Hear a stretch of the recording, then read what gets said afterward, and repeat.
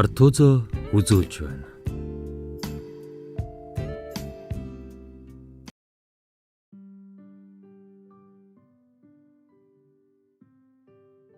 Зохиолч Т сайхан. Сүүдэр дургасан цэн. 1-р хэсэг.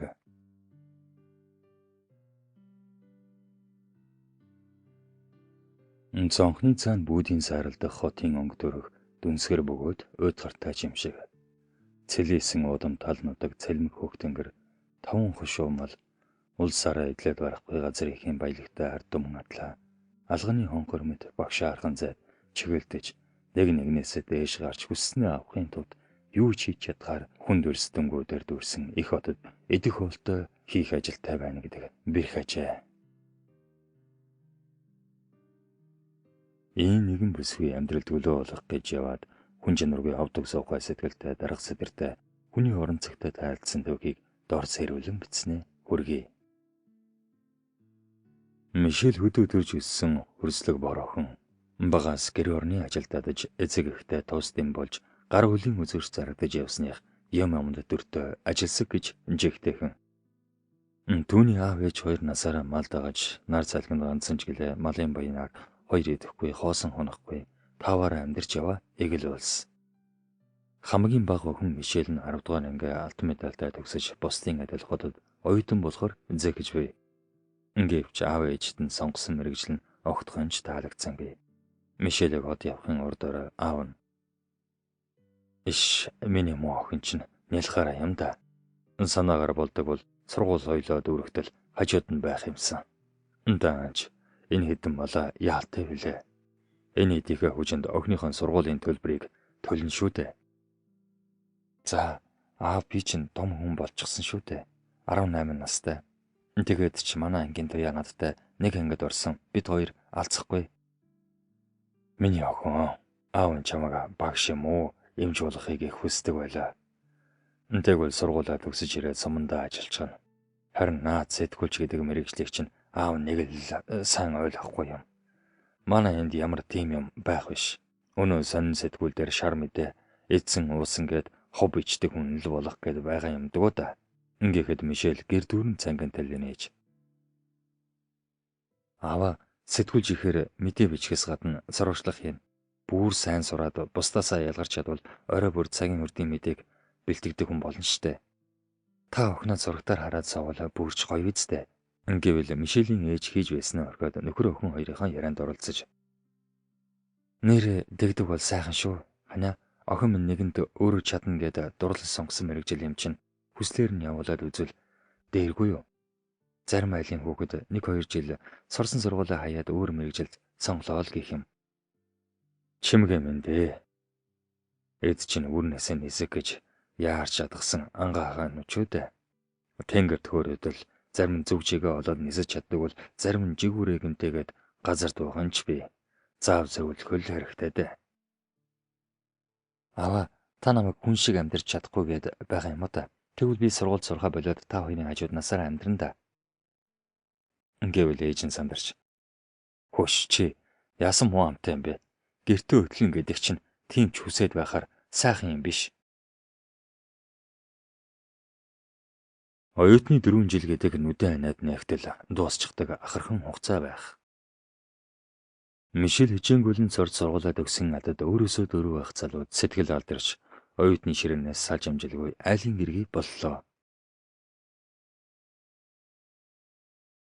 Хар буруу санаагүй амьдралын сайхан мухайг мэдэрч амжаагүй хүний ихнэр болохдоо ёс төр болгож бэрж гуйлгасангүй.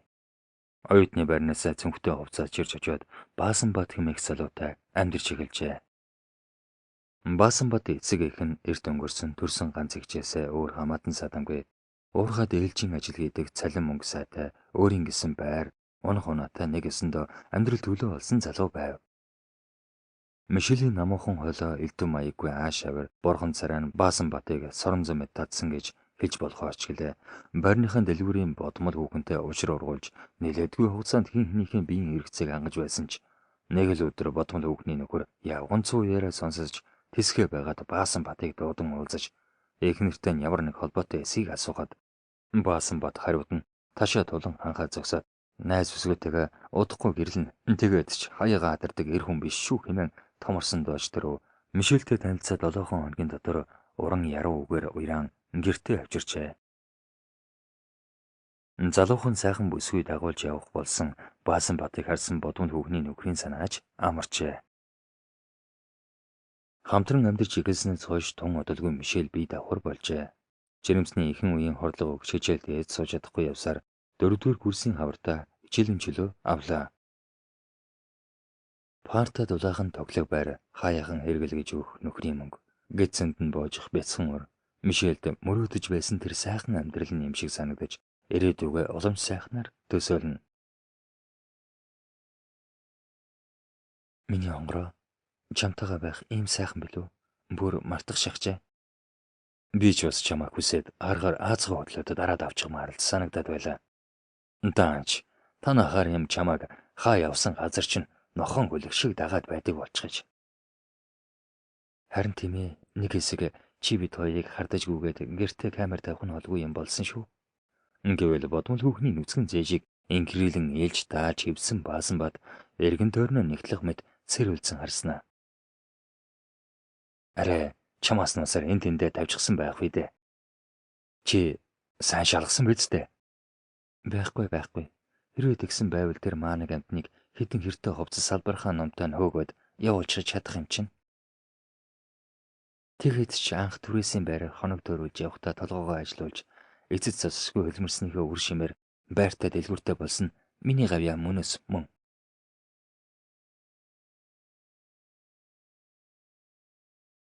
Хоёрдугаар хэсэг. Баасан Батын Ирмөн гэмээг буржгал толгойтой аагаа өвдсөн модуурайсан хөөрхөн хүү 7 нас хүрчээ.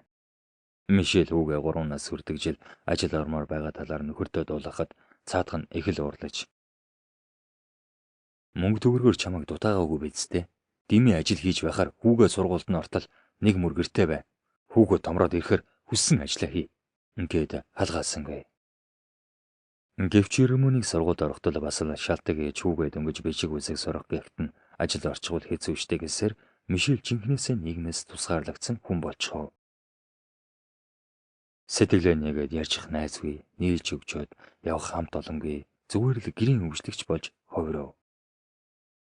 Гэрийн ажил дуусна гэж огт байхгүй. Өдөр бүр нэгэн хэмээн нэргүй ажлыг нугалж хартаа нөхөртөө учруудаггүй хардуулсаар цөхрөх гэдэг нь ирсэн байв. Түүнд олигтой хувцас унарыг ээд байхаар юм бараг байхгүй. Гадуур гарахтаа өмсдөг ганц 2хан хувцас бий. Гэртээ бол аль хэдэн жилийн өмнө авч байсан бор ирээн хосол хар ноосон өмд хар бодолгүй ээлжлээд өмсчдэг байв.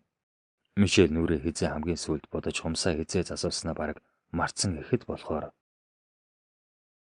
Харин нөхөр хүүхэд хоёрынх нь гутал говцос гэрээр дөрөн.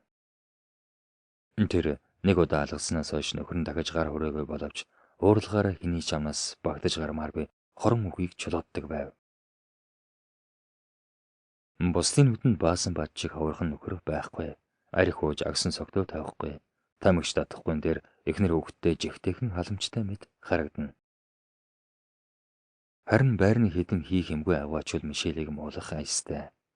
Байрны гадна нарлал суусан авгаачвал хоёр гартаа тор дүүрэн хүнс дааж ядан явах Мишелийг хараад.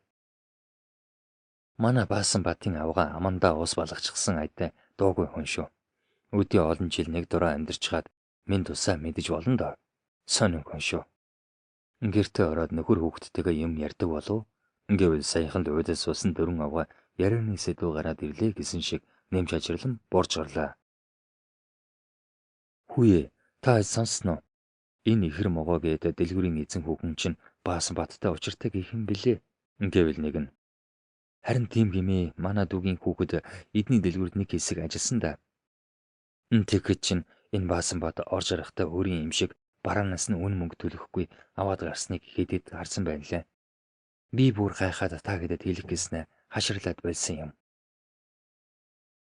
Манай өсгөөч уул нь сайхан хүүхэн л дээ. Ямар ч эргэж харахаар харин энэ Мишель анх хичнээн сайхан охин ирв. Одоо байгааг нь харахад дэдгүртээ дөнгөж гараад байгаа маний мэтээс илүү гараад байхааргүй л болж дээ. Ингээсээр озрлоо. Өнгөрсөн 7 хоногийн хугацаанд Мишель түүгээ төрүүлснээс өөр хийж гавьсан юу ч байсангүй.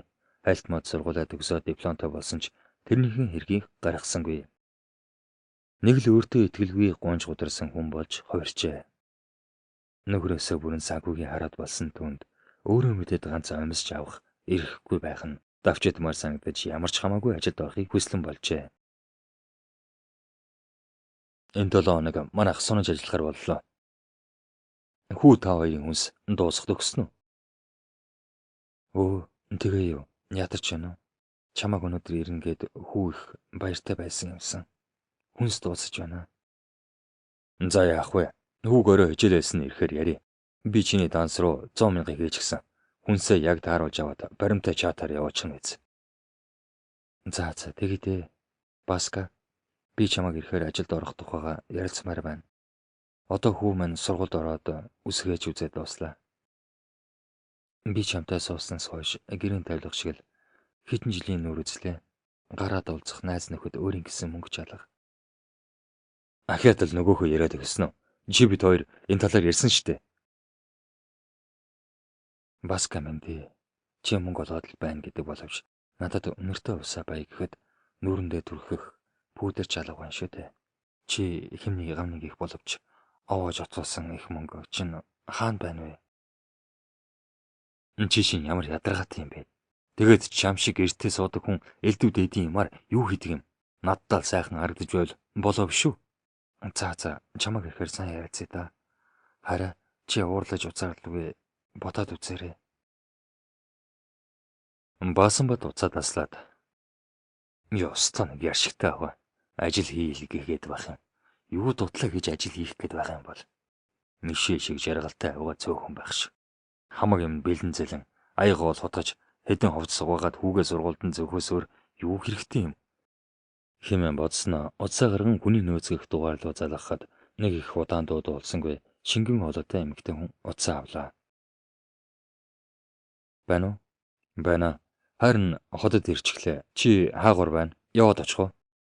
Би их дэлгүүр авцаа байна штэ.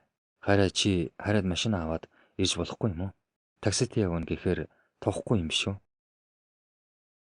Харахаар манай шолом ядаргаа царайлаад унна гэж хэлсэн штэ. Тэгээд чи би 7 хоног сунаж ажиллана гэд хэлчихсэн болохоор харж болохгүй. Чамтайгаа 7 хоног жаргачхаад ирмээр байна штэ. За харин хүлээж бай.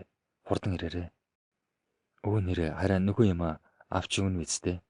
Авч өгөл хүй автэ. Би чин заагавал яваагүй ирэх хүн шүү. Чамайг хурдхан тэрвэрэд хөвтмөр байна.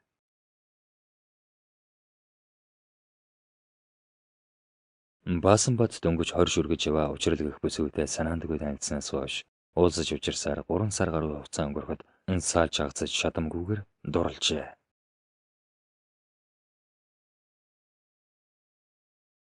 3 дугаар хэсэг.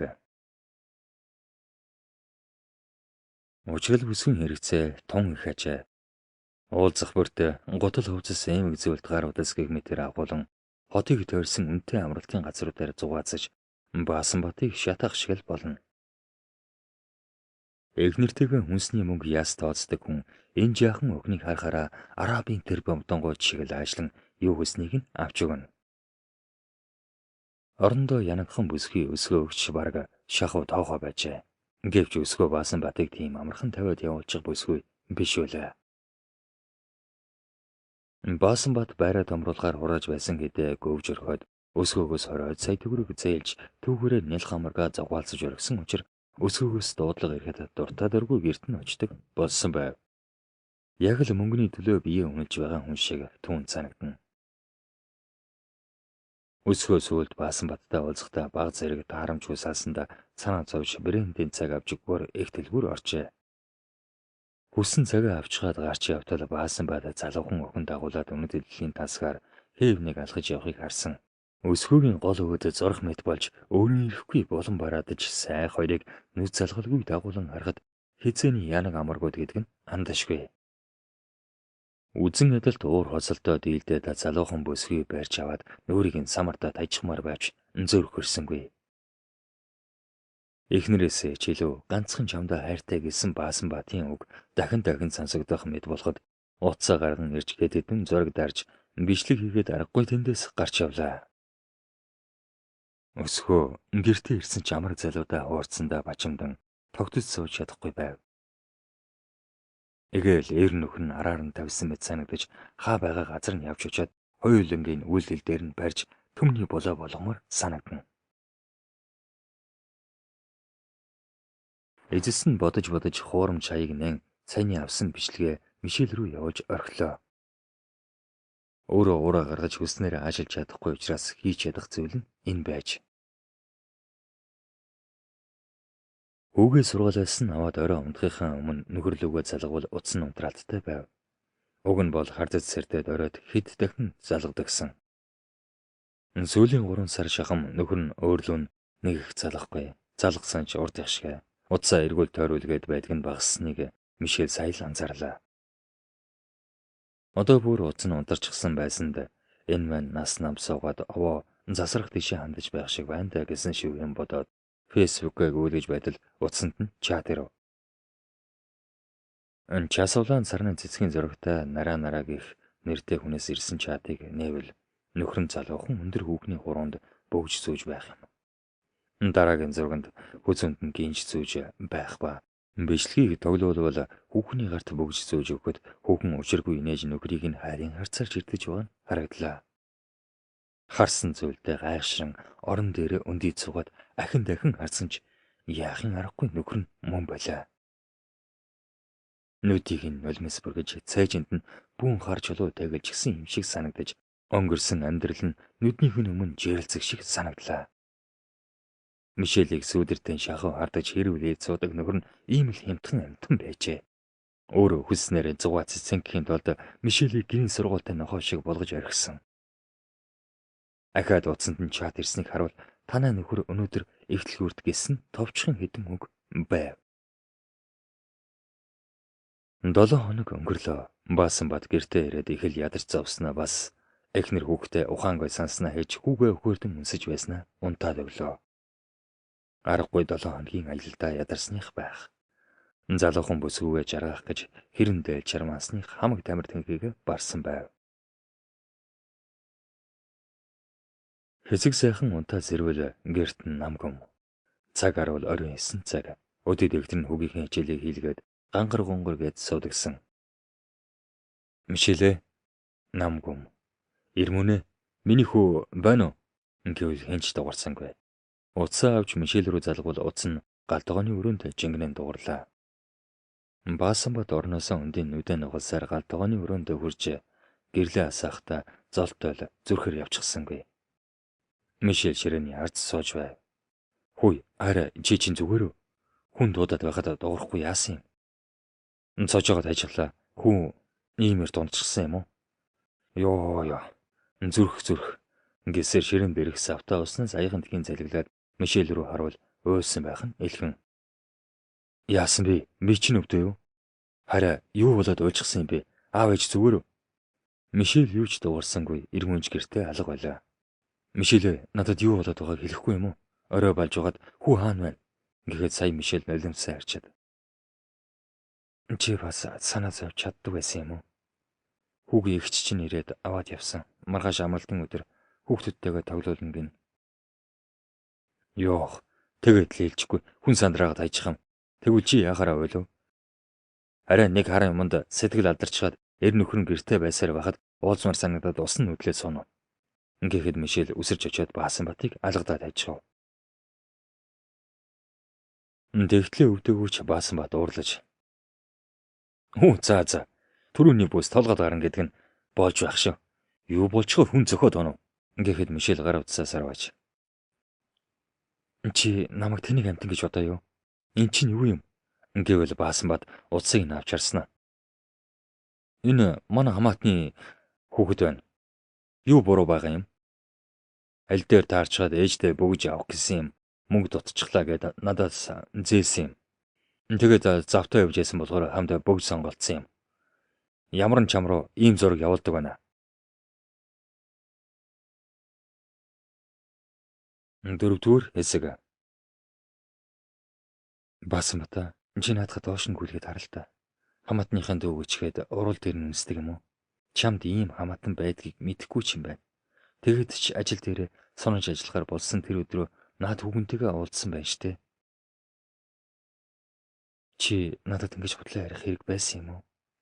Ингээд баасан бат бичлэгийг явуулж үзвэл яахын аргагүй учрал бөгж зөвж өгчгөөд үнсэн бичлэг байв. Зураг бичлэг явуулсан хүн нараа гэх нэртэй хуурамч аяг байхыг хараад нараа гинэ. Надад нараа гэдэг таньдаг хүүхэн битгий л нохооч байхгүй дээ. Арай энэ Мишель намайг тагнаж мөрдөөд байдаг юм болов. Тэр өвдөгвөл хамгийн түрүүнд өсөхөө бид хоёрыг барих байсан биш гэж юу? Хэмээн хором хонцор бодсноо өдөөс нь нүд цавжилгүй ширдэг Мишель рүү харан. Тийм яадаг юм. Би залуухан халуухан охинтой уулзсан юм. Гэхдээ ганцхан удаа би бараг нэрийг санахгүй байна. Ир хүний амьдрал ийм юм байж л байдаг штэ.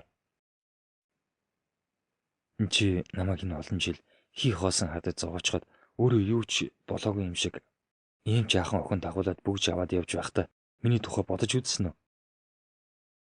Тийм ээ. Энэ охин чинь хөөрхөн сайхан юм. Гэхдээ надад ч бас ингэж явсан цаг байсан юм шүү. За, Мишель, миний намайг ганц л уучлаа. Энд чинь тийм сүр бадраагаад байхаар эргэ биш шүү дээ. Чи юм бол эр хүн гэж өөрийгөө дөвлөх юм. Жинхэнэ эр хүн гэдэг чинь чамаас огт өөр яг л миний аав шиг хүнийг хэлнэ. Үгсэн. Танаа эцгийг ямар эр хүн гэхвдэ. Тийм л зүрхийн эр хүн байсан бол чамайг үний хүн болоод үр тусгаарлахад чинь мөнгө төгрөг өхөн байтугай сэтгэлгээ зүүж хялаалгаагүй үсттэй. Чи настаа авыг минь ингэж хэлхээсээ хичээж хэдийгээр мөнгө төгрөг өгөөч жил бүр өвлийн ичээ даалгаж сүү цагаан эдэг нь амаа олохгүй эддгээ мартаа юу. Тэгээд ч яг одоо чиний тухай ярьж байгаа болохоос миний аавыг яриаггүй шүү. Тэгээд чи надаар яах гээд байгаа юм? Чамаас уучлалтгүйла болоо юм шүү. Баасан бат минь дээ. Хойлоо салъя.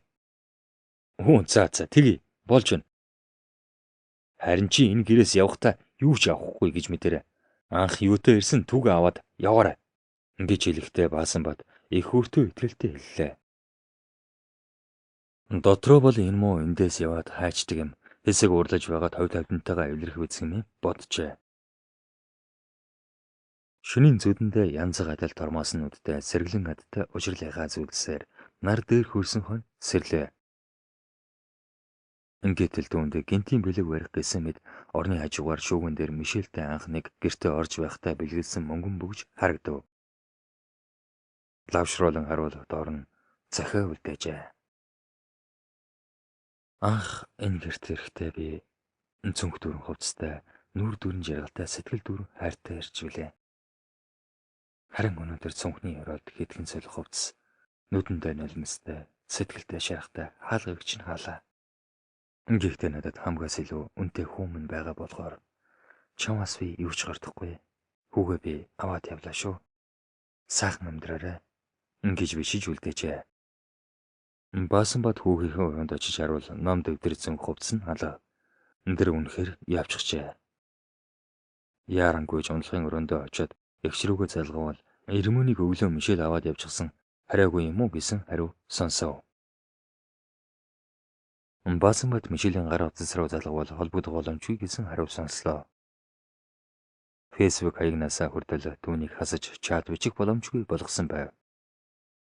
Баасан бат арай ч ингээд явчихна гэж санаагүй тул самгардан хайхаар гэрээсээ гарсан ч хаашаа явж хаанаа сайхан мэдгүй машин дотроо суулаа. Ингээд бодоод байхад Мишельд найз байхгүй, мөнгөч байхгүй, очих газарч байхгүй гэдгийг ойлгов. Бодож хадам ээж рүүгээ залгавал Мишелийг сургалвал гэртээ ирээгүй гэхдээ чамаас салж байгаа гэх юм юу болоод байна хүүхдүүд минь гэж асуужээ. Баасан бат Мишелийг хичнээн хайсан ч олсонгүй. Хүүгээ гэрийнхэн ойролцоо явдаг байсан сургуулиас ч гаргаж өөр тийшээ авч явсныг нь мэдэж чадав. Тэр шөнө Мишель баасан батаас салах шийдвэр гаргажээ. Хөдөө байдаг төрсөн ахаасаа ойр зургийн хэрэглээний мөнгө зээлж өөрийн гисэн хитэн овцос хүүгийнхэн гисэн бүх юмыг аваад хоёр биедээ таарсан жижигхэн түрээсийн байранд оржээ.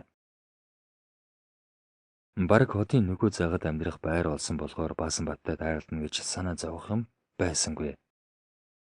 Хүүгийнхэн сургуулийн асуудлыг шийдчихэд ажилд орохоор хэд хэдэн телевиз сэтгүүл сайтын газар очиж анкет өгөлтлөө. Зарим газраас нь дуудаж ажлын ярилцлаганд орсон боловч нас нь 30 дэх ч гэсэн ажлын ямар ч туршлагагүй гэх шалтгаанаар хасагдчихад байв. Мэргэжлэрээ ажиллах ямар ч боломж байхгүй гэдэгтээ эвдэрч өөр ажил хайхаар шидэж ажлын группээс зар гарч суудал утсан дуурлаа. Байна уу? Байна. Сайн байна уу? Мишель мөн үү? Тийм ээ, мөн байна. Тантай хүсэл телевизээс ярьж байна. Та манад анкет бүгэлсэн байна. Ирээд уулзах боломжтой юу? За, тэгэлгүй яах вэ? Би удахгүй яваад очино. Ингээд хаягийг нь залгаад уцаад алсныхан дараа Мишельд яагаад ч юм алдаж болохгүй сүүлийн болооч юм шиг санагдаж догтлоод байлаа.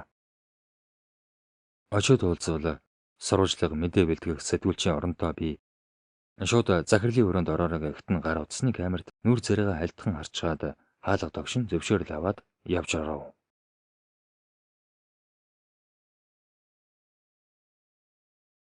5 дугаар хэсэг.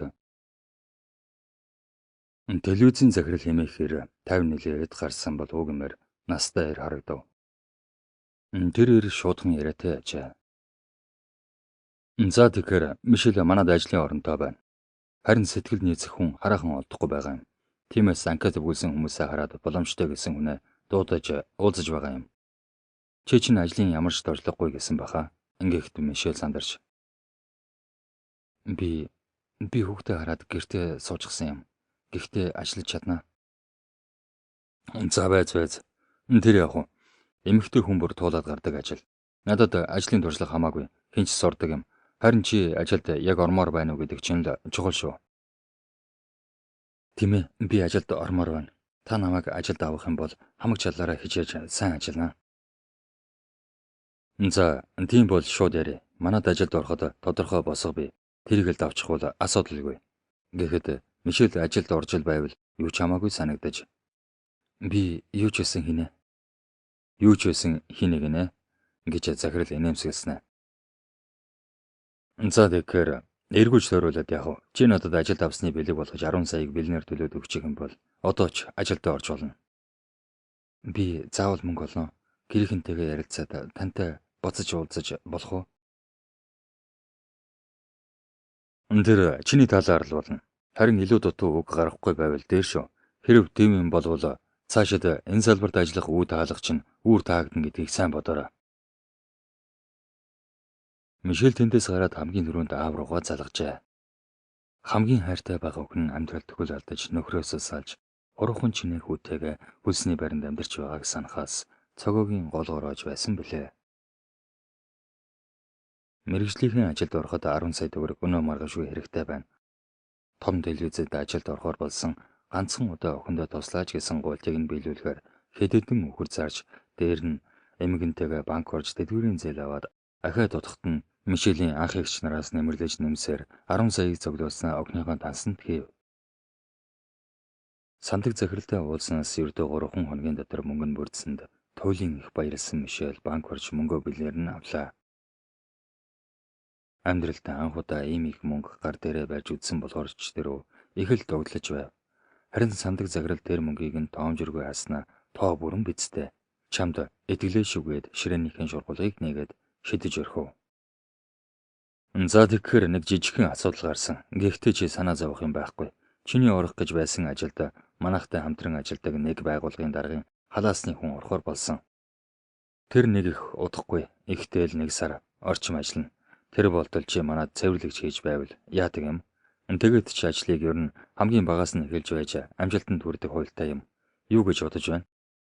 Цэвэрлэгч гэхээр арай л эвгүй юм аа. Би чадах болов? Чадалгүй яадаг юм. Хүн гэрээ цэвэрлэгтэй адилхан ядаад байх юм юу ч байхгүй. Харин чи хамт олонтойгоо танилцаад авчихна. Зав зай гарвал энэ хэдэн сэтгүүлчдээс юм хум асууж өөрийгөө баг багаар бэлдэх хэрэгтэй. Ингээд Мишель хүсэл телевизийн цэвэрлэгч боллоо. Угаагаа татаж амжаагүй шалан дээгүүр нь камер микрофон барьсан залуус гүйлдэж тэднийг харсан Мишель битүүгэндээ шүүр салдана. 1 сар, 2 сар, 3 сар өнгөрлөө. Захирал намгүм. Олон залуус ажилд орж нэг бол гарч явсаар л харин Мишель шалаа угаасаар л. Амралтын өдрийн өглөө хантал унтсан Мишель хүүгийнхээ дуртай хоолыг хийж өгөхөөр будаа агшаагаа сууж удал захирлан залгаад Өнөөдөр завтай бол зослонгийн байшинг маань цэвэрлээд өгөөч. Бас ярих чухал юм байна. Гэрийн аягийг зорвсаар явуулаарай. Ингээд уцаад асалжээ. Мишель гайхсан боловч ярих чухал юм гэдэг нь ажлын талаар байж таарна гэж бодоод хүүгээ гэрээсээ гарахгүй хичээлээ хийж байхыг загаад захирлынхаа том хар машинд суулаа. Сандаг захирал Мишелийг хотоос зайтай байх байшинтай авчираад "За тэгэхээр Мишель өнөөдөр чамааг гэр цэвэрлүүлэх гэж авчирсан юм шээ. Чамтай л эзэгхэн хамт байх гэсэндээ худлаа ярьчихлаа." Юу гэсэн үгүй сагарлаа. Би хүүгээ гэртээ ганцаарнгийн үлдээгээд үрээд ирсэн шүү дээ. Хоёулаа энд нэг удахгүй. Энд санаа зовлтгүй.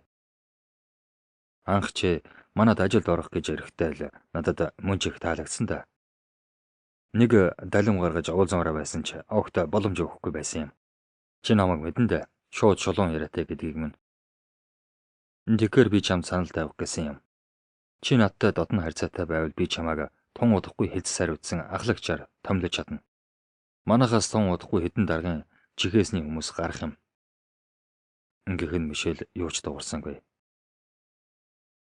Сандаг Мишель рүү ойртон очид бэлхүүсээр нь тэрэн ард талд нь харагдах өргөн буудан тийш зүгэллээ.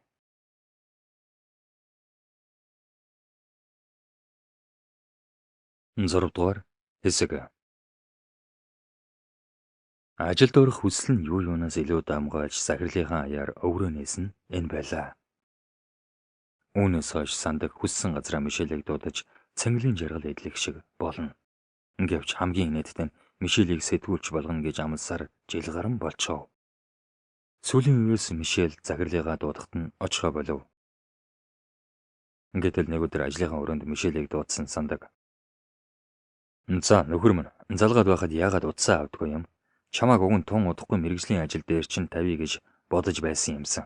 Харин чи нэг л санаанд хүрэхгүй байх чинь." Ингээд Мишелийн дургүй үрж өмсөж байсан шал угаадаг резений бэлигээ тайлж сандаг руу шидэв. "Та анх намайг 1 жил 2 сарын өмнө сэтгүүлч болгоно гэж ажилд авсан. Гэтэл би одоо шал угаасаар явна. Яг өнөөдөр намайг ажилд минь томилж чадахгүй бол би танд өгсөн мөнгө авъя." Ингээд сандаг муухай нэж. "Өөхөө, чи ингэж ярих юм биз дээ? Тэгж ярил би ч бас өөрөөр яхад бэлэн шүү. Чи манай телевизэд ороод 10 сая байтугай төгрөний цалин авсан байх шүү. Тэгээд чам шиг нөхрөөс салж гангарсан өгнийг тон уулзаж байсанд баярл. Одоо харин халагдах өргөлөө өгөөд чимээгүй алга бол. Хилан болоод байвал амьдралгүй болгоод өгч гэж чадхал байх шүү. Тэгээд ч нэг муу цэвэрлэгчийн үгэнд хэн итгэдэг юм? Одоо зайл. Ингээд өрөөнөөсөө хөөж гаргажээ. Гэхдээ Мишель зүгээр нэг хөөгцсөнгүй. Анх ажилд орохоор 10 саяыг сандагд өгөхөөр нууцаар бичлэг хийсэн байснаа олон нийтийн сүлжээнд нийтэлж орхивол сайтууд орон шүүрч яваад олныг хамарчээ. Үүнтэй холбоотой сандаг захиралд ажилд орохоор мөнгө өгчлөө өрдүүлсэн маш олон хүмүүс гарч ирснээр авилгатай тэмцэх газар сандгийг шалгаж бусдаас ажилд оруулна хэмээн 200 гаруй сая төгрөг авилгалд авсныг илрүүлсэн байна. Мөн байгууллагын мөнгийг хувьдаа дор мэдэж зарцуулдаг байсан нь илэрч хамг хөрөнгөө хураалгаад ял сонсжээ. Харин Мишель хүүгээ хамаад нүгэл буян холилдсон хотоос явхаар шийдсэн ч заавал хүссэндээ өрс сэтгүүлч болмоор санагдаж хувийн сайд нээж ажилуулахаар зүтгэж эхэлсэн байна. Хүүхдийн тоглоомын талбайн газрыг хууль бусаар хувьдаа авч өөр зорилгоор ашиглах гэж байна гэсэн мэдээллийн дагуу ажиллахаар болж таксиг хүлээн зогсож байтал хажууд нь машин ир зогсоход харвал баасан баттай амьдардаг байсан гэрийнхэн дор байдаг дэлгүүрийн эзэн мөсхий өсгөө байв. Тэрээр Мишелийг их л танихаарч "Хүүе, Мишель миний дүү мөн үү? Ямар сонин хүн бэ? Сайн байна уу та?" Сайн. За хаан хүргэн вэ? Ажлын дагуу нэг тийш явах гэдэл. Өө тийм үү. Алив суугаж их чин завтаа явж байна. Төхүүлээд өгье. Мишель замдаа баасан батын талаар сорголбол залуухан охинтой хэлгэлдээд гүгээд байсан боловч уурхаа дээрээс осолд орж хэвтэрд ороход нь нөгөө охин хаяад явчихсан. Саяхнаас ойр зур явдаг болсон байлээ гэхийг сонсоод нэг их санаа алдсан ч үлдэж хоцорсон амьдрал руугаа өнгөийг өссөнгүй. Одоо түүнтэй шин зориг бий. Бусдаас үлээгээд ирдгүү жаргалыг өөрөө бүтээгээр тэр шийджээ. Амьдралын асуудал нухчаа бүрт нугар сүгэрхийн оронд сөрж тэмцдэг байхыг амьдралаас сурсан түүний цаашдын замыг хэрхэн гэрэлтүүлж хаа хүрхийг зөвхөн түүний чин зориг мэдэх үзээ.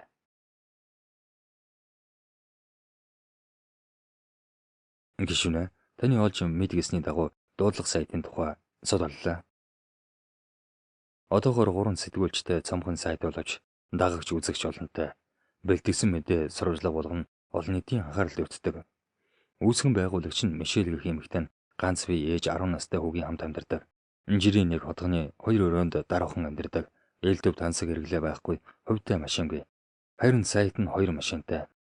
Бусдаас шантаж хийж мөнгө авч байгаагүй юм байна. Ананд нэг амьсгаар дожигнуулж орхиход виски шимэн суух гишүүн өөдөө харав. Догмод нэг гараараа өмнөх ширээгээ зөөлөн тогшиж байснаа. Мөнгө авдгүй гинэ. Монголд мөнгө авдгүй шударга сэтгүүлч байдаг юм уу? Наад хүүхэнтэйгээ хурдан уулзаж өөрийнхөө талд ажиллавал. Хэдэн төгрөгч нэгсэн хамаагүй өгөөд залруулга мэдээ бэлтгүүл. Одоо юу дараагийн сонгуул болох төглөө. Ингээд гараараа зангидахад Ананд толгойд өгөхөд гарч одов. Дуудлага сайт дээр улсын их хурлын гишүүн Догмод нь сэтгцэд нөлөөлөх бодис хэрэгэлсэн үедээ замын хөдөлгөөнд оролцож олмаар хичээлээ дараад явж байсан 11 настай хүүг мөргөж зүгтаасан хэргийн талаар мэдээлжээ. Хогрогч хүүгийн 2 хөл мэдээгүй болж насаараа тэрэгэн цэр дээр суух хувьтай болсон ч эцэг эх нь их хэмжээний мөнгө өгч амийг нь тагалжээ. Догмод гишүүн хэрэг үйлдсэн өөрийн нэр дээрх машина хулгайд алдагдсан гэсэн ч тухайн үед өөрөө унаж явсныг гэрчлэг гэрчүүд байсаар байна гэсэн мэдээ гарчээ.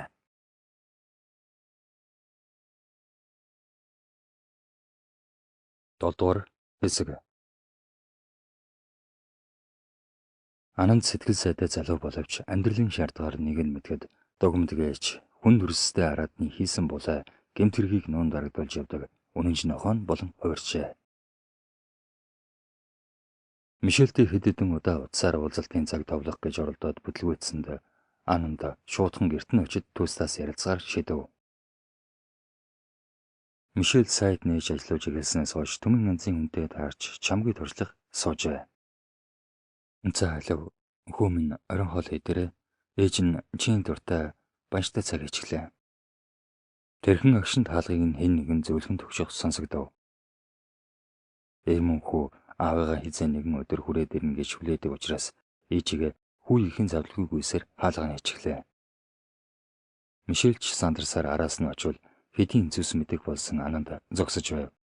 Мишель үгээ багахан зэмлээд нэгэн дулаан нүрээрээ халдцлуулчихсан учраас Анандтай уулзахаар болов.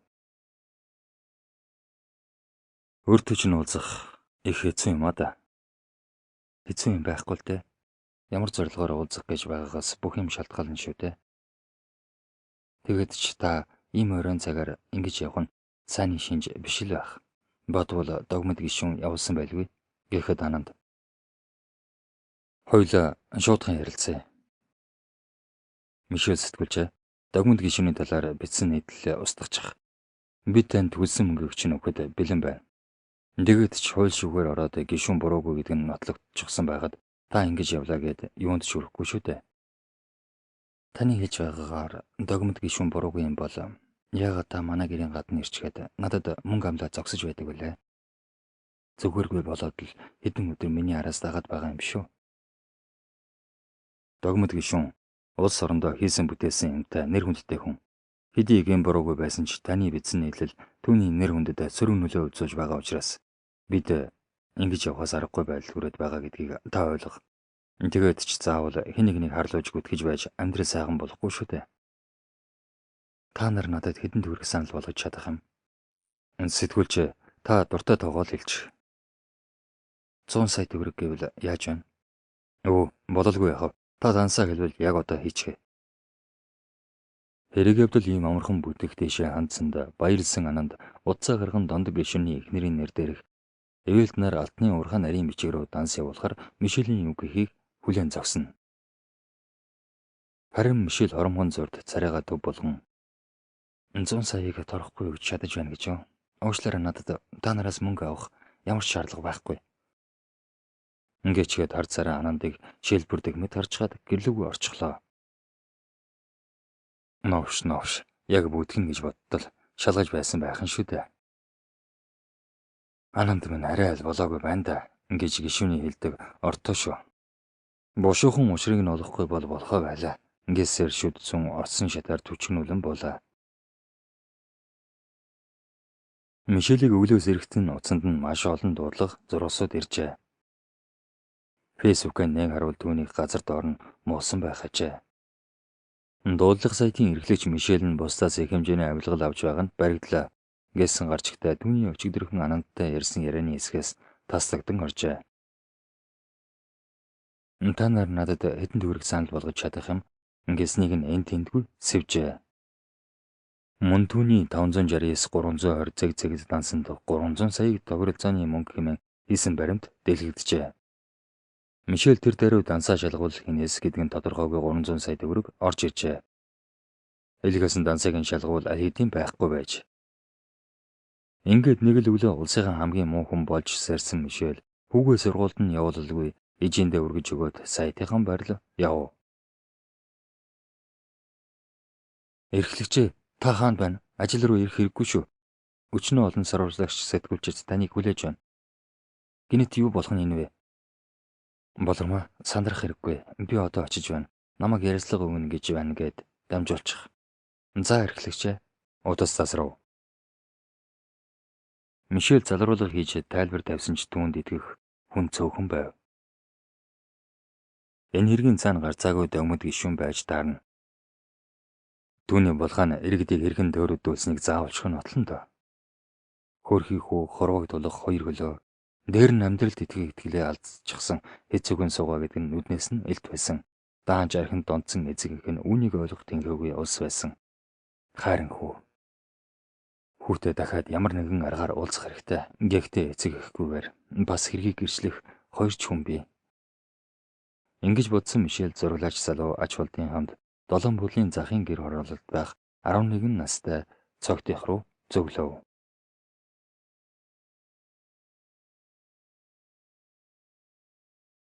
8 дугаар хэсэг. Дэд явсаар нохотой гэж томоор бидсэн ногоон хаалгатай хашааны гадна эрт зогсов.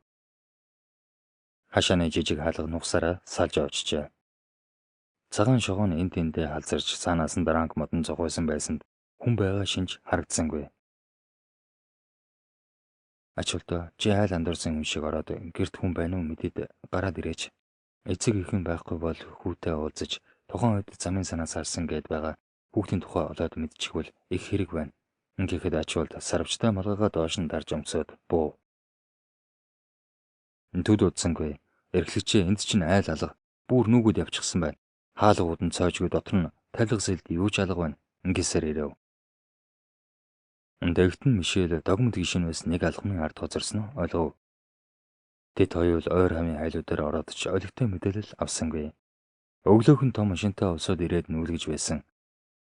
Цоожоо сүрэн хоёр байранд орно гэдэг бөөн баяр болчихсон явж байсан гэдгээс өөр мэдээлэл олдсонгүй.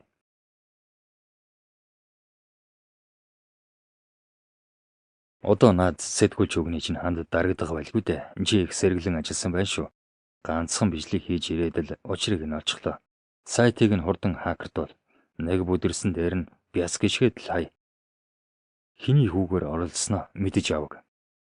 За гişүнэ.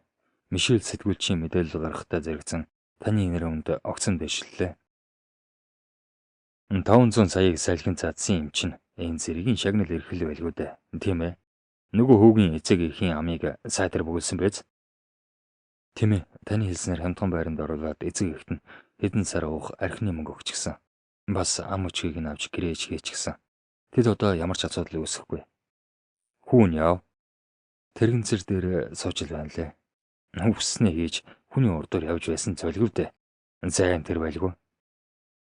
За муу юм нэгэнд өнгөрсөн юм чинь өнөөдөр нэг сайхан ууж ёндоогоо үздэг юм уу? Чи манай хэдийг нөгөө газараа цуглгээ тэлчихээрэй. Бас дээр нь нүд баясгаж сэтгэл сэргээхээр хэдэн охин олоорой мэдв. Охин гэд байхад баахан хүүхэн дагуулад ирдэг байна лээ шүү чи. Цаад улсуудаа сайн хэлээрэй. Догмод улсын их хурлын гишүүн дундаа хөрөнгөөрөө толгой зогтөг баг Монголын тэргүүн баячдын нэг ихэд хэлцдэггүй. Өнөөдрийн 500 сая төгрөг нь нэг шөнийн мөрөнд шүрхгүй халаасны мөнгө шахуу зөвлөн байж. Мишелийн сайтын хамгийн чадварлаг 90 сурвалжлах талдаа мэрэгсэн Батманла хэмээх сэтгүүлч залуу цогтын гэр бүлийг хаашаа нүвсэн Дондон гишүүнээс юу авсан болоод усан дайсан чулуу шиг алга болов гэдгийг эгнээс нь нэг бүрчлэн шалгаж эхлэв. Цогтхүү 8 давхар хуучны нэгэн барилгын цонхоор гунигтай яширтэн сууна. Тэр гадаа гүйлдэг хүүхдүүдийг хараад бяцхан зүрхэндээ нулимс дөрөн сууна. Хоёр өрөө байрны арай томд нь эцэг их нь хөл толгойгүй найр хийн. Шинэ байрны найр гэх боловч нийлдэг хэдэн аригчин нүхтэй авчирч бүтэн 3 өдөр уусаар л байв. Энэ хооронд цогт олигтой хоол ундаж идсэнгүй. Жижиг өрөөний буланд цонхоор харан суусаар. Бас өөрийг ногоон гэрлээр алгаж явахт нь хурцтай ирж дайрсан том хар машинтай ахын цонхоо буулгаад хэлсэн үг санаанаас нь юр гарахгүй зоож байлаа. Өө, үхөөг юм уу? Одоо эмлэг энэ тэргээж заваарах юм байна л та. Үгчгсэн бол амар байхгүй юу? Ингэж хэлээд хүрүү нулимад хаалсан оджээ. Тэр ахын хэлснээр үгчгсэн бол амар байхгүй юу? Одоо хүснээр алгаж гიშгэж чадахгүй. Цогтын нулимс сул асгарчээ.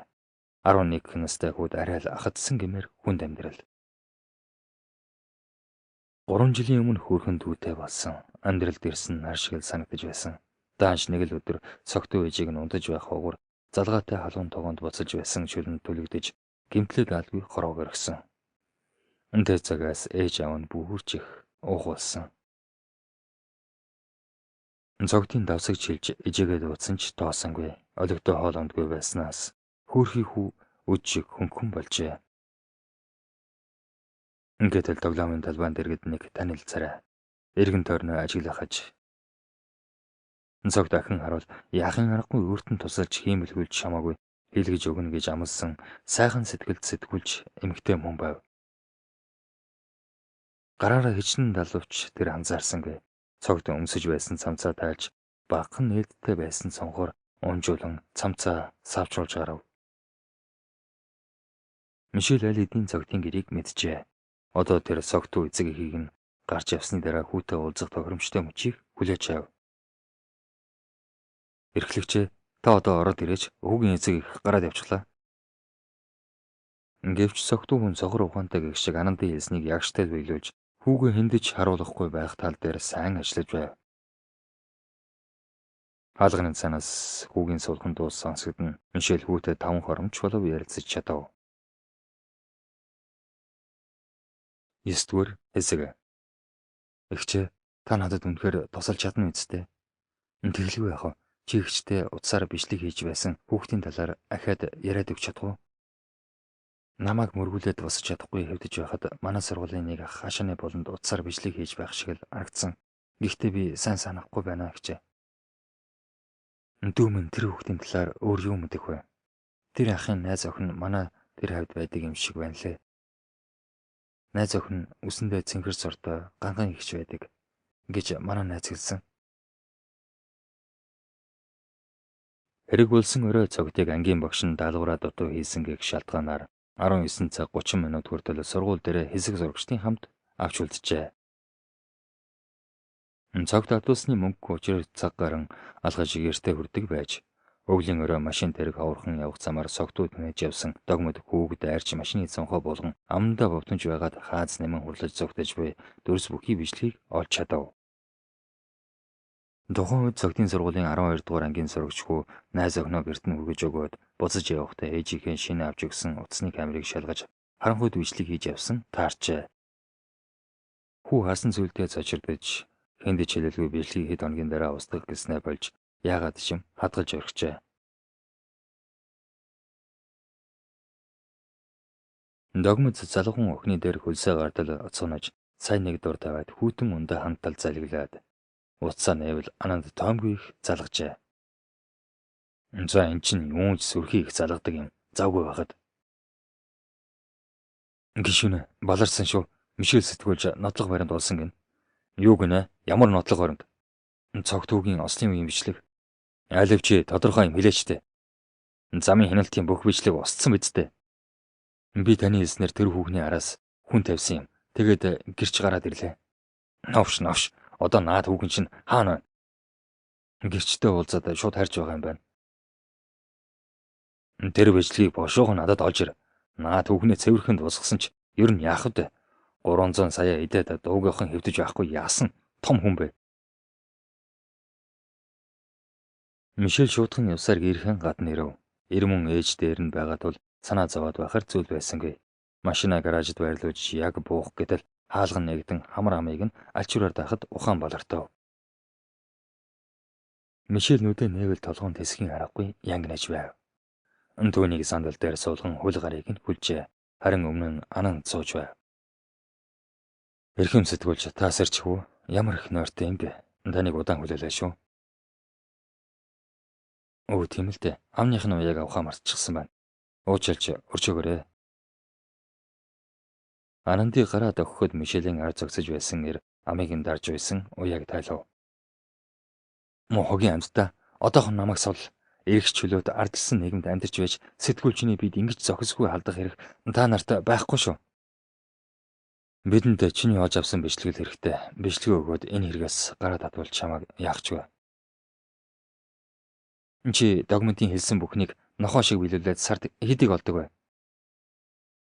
Цаашдаа хаалганы сан 2 хөлгөө болсон хүү яаж амьдрах нь та нарт ер хамаагүй гэж юу? Ер нь вэ штэ. Өнгө мөнгөний хорвоод хүн чанар сайхан сэтгэл гэхээсээ илүү араатанлаг бусдыг бас өөрийгөө боддог хүн л сайхан амьдардаг юм штэ. Чийч бас бусдын төлөө гэхээсээ илүү өөрийнхөө сайхан амьдралын төлөө сайд нээж бусдын уулыг шагааж яваа чинь үнэн бидтэй.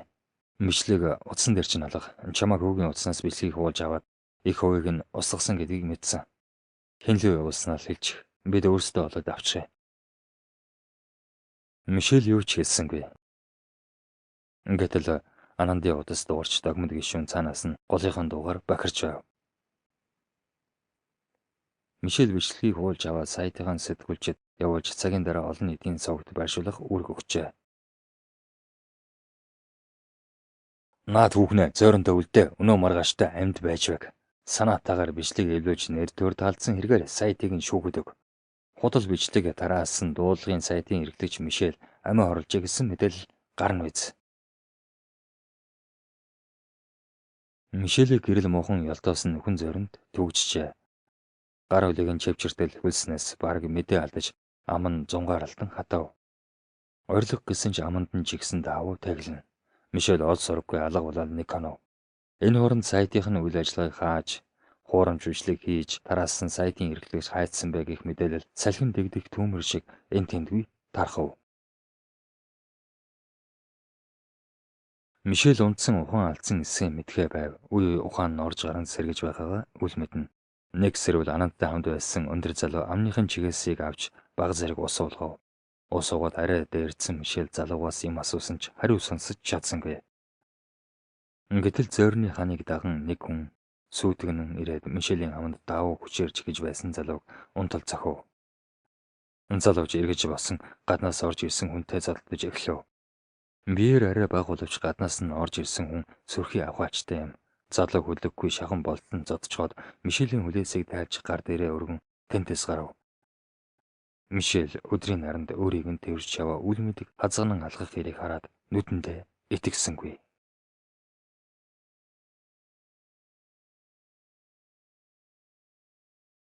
10 дугаар хэсэг. Оройтож ирсэнд уушлаарай. Дотгош орох гээд эгзэг нь таарахгүй байсан юм. Зүгээр үсттэй. Ямар их санаа зовбоо. Ашгүй 2-1 тийш машина унаад гараад явчихаар нь ороод ирлээ. Цагдаа дуудаж болох байсан ч хүү ээж хоёр аюулд орчих юм шиг санагдаад. 2 хоногийн өмнө хүүгээ харах гээд очисон ээжийн байрны гадуур сэжигдэн хүмүүс яваад байх шиг санагдаад байсан юм. Дуржигнуулан ярих эрийг хараад Мишелийн нүдэнд нулимс дөрөөд ирэв. Гомдот цөхөрзөндөө чамайг өхөн салсан анхны хань Баасан Батна үлгэрийн баатар шиг гарч ирээд түүний гар дээрээ тэврэн явах аж. Мишель өөрийгөө зүүлж байна гэж бодсон ч хасрыг нь илбэгсэлэг. Нүдийг нь гялбуулах алтан нар бодит үйл явдал гэдгийг гэрчлэх мэд. Баасан Бат үйлдвэрт болсон ослын дараа хэвтэд орсон ч ууггүй хичээл зүтгэл гаргаж хөл дээрээ зогсохын сацуу спортоор хичээлж алдсан амьдралаа эргүүлж авахын тулд өөрийгөө өөрчилж эхэлжээ. Хэд хэдэн удаа Мишельтэй уулзах гээд зориг нь хүрэхгүй гэрийнхэн гадаас боссон ч тэр нэгэн орой зориг гарган гаражийн үүдэнд хүлээж байхдаа Мишелийг ухаан алдуулан аваад явахыг харжээ. Араас нь сэм дагсаар аварсан энэ байв. Догмод гишүүн өөрийнхөө талд хуучдын бүтэн баг аваад ч хөдлөшгүй нотлог баримтыг үүсгэж чадсангүй. Дээрээс нь сэтгүүл чуулгаалж амьд нүрхийг завдсан хэрэгээр олон жилийн ялаа. Түүний эргэн тойрны гар хөл болгосод мөн л зохих шидэглээ хүрдэв. Хэрэг явдал шудраг тийшээ хандав. Цогт хүүгийн эцэг их хүүхдээ үл хайхарсан хэргийн нун дарагдуулсан хэрэгээр шалгагдах хавцад цогт тэднийг төрсөн хүү биш болох нь нотлогдов. Цогтыг төрүүлсэн их нь хөдөөний оюутан нэгэн шөнийн золгүй учирлаас олдсон хөөрхий хүүгээ 3 хоногтой байхад нь айлын хачааны хаалганд үлдээсэн одоогийн эцэг их нь байж тааржээ. Цойж сүрэн 2 хүүг асран хамгаалах эрхээс татгалзав. Хүүхдийн асрах газарт очисон цогт орчиндөө дасаж бусад хүүхэдтэй нөхөрлөж чадсангүй. Богинохон хугацаанд 2 хөл бас эцэг эхээс хагацсандаа эдэхэд бэрх байв. Үй үехэн өөрт санаа тавьж ирэх Мишель түүний хүү 92 нэг л өдөр цогтыг гэртээ авчирч хамтдаа амьдрах болов. Хизээч түүний төсөөлж байгаагүй гэр бүлийн халуун дулаан уур амьсгал хэмэл боловч шинэхэн 2 хөл. Мишель цогтыг албан ёсоор өргөж авсан энэ байв. Дэрсэн 2 хүн бие биедээ ихсэн. Сайтын ажилд жигдрэн уламж өргөжин тавьжээ. Баасан бат гинэн томоогүй залуу насныхан алдааг ухамсарлан ухаан суужээ. Тэр Мишельтэй болцсон цагаас 30 минутын өмнө ирэн доглон хүлээн түүний амьдралын аз жаргал гэгээ цацруулан ирж явна. Төгсөв.